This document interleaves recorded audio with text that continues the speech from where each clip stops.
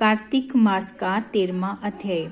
इतनी कथा सुनकर राजा पृथु ने कहा कि हे महाराज, कृपा करके भगवान की पूजा का महात्म कहिए। तब नारद जी कहने लगे कि हे राजा, जो हंसी में भी भगवान का भजन करता है वह परम पद को प्राप्त हो जाता है, परंतु जो श्रद्धा पूर्वक भजन करता है उसका तो कहना ही क्या है। इस संबंध में हम तुमको एक पुराना इतिहास सुनाते हैं। कालिंद पर्वत पर बसे दीर्घपुर नाम के नगर के अति धर्मात्मा प्रजा को पुत्र के समान पालने वाला सुबाहु नाम का राजा राज्य करता था। उसके धूमकेशु नाम वाली अति दुष्ट चोर ज्वारी पर स्त्रीगामी तथा व्यभिचारी एक पुत्र था। उसकी ये दशा देखकर उसके पिता राजा सुबाहु ने उसको ताड़ना दी, परंतु वह किसी प्रकार नहीं माना। गेंद खेलते हुए एक दिन उसकी गेंद छोटी रानी के महल में जा गिरी। जब वह गेंद लेने के लिए महल में गया तो रानी उस पर मोहित हो गई और उन दोनों ने कामुक होकर भोग किया। जब राजा को इस बात का पता चला तो उसने कुमार को देश निकाला दे दिया। पुत्र होने के कारण उसे प्राण दंड नहीं दिया। अब राजकुमार वन में रहकर प्रतिदिन मांस खाता और रात्रि में वेश्याओं के घर में रहता। चोरी आदि करके जो द्रव्य लाता वे वेश्याओं को दे देता। इस प्रकार फिरते फिरते वे एक दिन वृंदावन में आ गया। कुछ समय बाद सत्यव्रत नाम वाला एक भगवान विष्णु का भक्त अपना घर बार छोड़कर कार्तिक मास में भगवान का पूजन करता था और वह केवल कंद मूल तथा फल ही खाता था। वह नित्य भगवान से प्रार्थना करता कि हे भगवान, इस दुख रूपी समुद्र में डूबते हुए मुझे दीन की रक्षा कीजिए। श्री राधा जी सहित मैं आपको प्रणाम करता हूँ। वह प्रेम में मगन होकर रोने भी लग जाता। इसी प्रकार वह नित्य प्रति करता। देव योग से एक दिन धूम्रकेश ने उस ब्राह्मण की ये क्रिया देखी। जब रात्रि को घर आया तो वहां आकर वैश्य के सामने उसने भी मिट्टी की मूर्ति बनाकर वैसे ही सब कृत्य किया। अंत उसी भांति स्तुति आदि करके रात्रि को वैश्य के घर में ही सो गया। देव योग से राजा के दूत भी उसी समय वहां पर आ गए और उनके हाथ से धूम्रकेश वाला मारा गया और यमदूत उसको महापापी समझकर मारते हुए पकड़कर उसको यमराज के पास ले गए।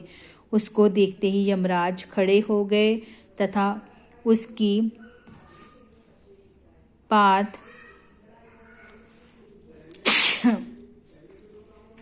अर्ध आदि प्रदान किया। फिर अपने दूतों से कहा कि तुमको धिक्कार है।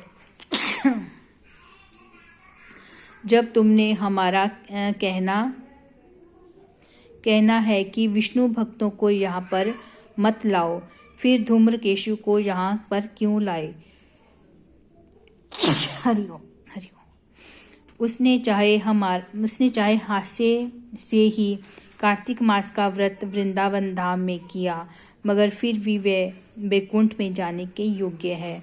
यमराज पुनः धूमकेशु से बोले कि भगवान की भक्ति 9 प्रकार की है।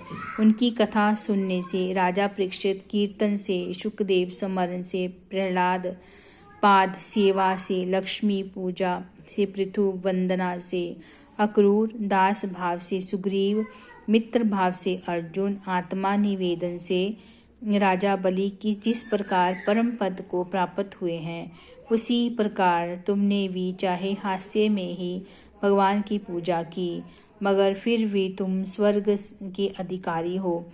यद्यपि तुम अपने कर्म अनुसार पहले नरक के अधिकारी थे, मगर अब वैकुंठ के अधिकारी हो। कार्तिक मास में की गई भगवान की पूजा व्यर्थ नहीं जा सकती। जहाँ पर भगवान शालिग्राम है वहाँ पर ही गंडकी नदी और सब तीर्थ हैं। तब धूम्रकेतु यमराज से पूछने लगा कि भगवान सब नदियों को छोड़कर गंडकी की कैसे प्राप्त हुए। यमराज कहने लगे कि किसी समय वेदशिरा नाम के ऋषि सब लोगों के हित के लिए गंगा तट पर तपस्या कर रहे थे। उस रमणीक स्थान में उनके तप से इंद्र अत्यंत भयभीत हुआ और उनकी तपस्या को भंग करने के लिए मंजूघोषा नाम वाली अप्सरा को भेजा। मंजूघोषा वन में क्रीड़ा करती हुई अपने यौवन तथा रूप का प्रदर्शन करके अनेक हाव भाव दिखाने लगी। उसी समय मंजूघोषा ने मुनि के चरण का स्पर्श किया तो ऋषि के रोमांच खड़े हो गए। उस समय मंजूघोषा ने ऋषि को अपने वश में जानकर उनके गले में अपनी भुजाएं डाल दी। तब ऋषि ने क्रोधित होकर श्राप दिया कि तुम क्योंकि मुझे इस संसार सागर में डालने की को उदित हुई हो, सो तुम नदी बन जाओ। तब मंजूघोषा कहने लगी कि हे मुने, मैं श्राप योग्य नहीं हूँ, आप मुझे क्षमा कर दीजिए। तब मुनि कहने लगे कि जिस समय विष्णु वृंदा के श्राप वश शिला रूप होकर तुमसे गंडकी नदी में स्थित होंगे, तब तुम भगवान को धारण करने वाली होगी। अंत तुम्हारा श्राप वरदान से भी अधिक श्रेष्ठ होगा। यमराज कहने लगे कि हे राजकुमार, अब तुम विष्णु लोक को जाओ। तब धूम्रकेश सुंदर विमान में बैठकर विष्णु लोक को चला गया।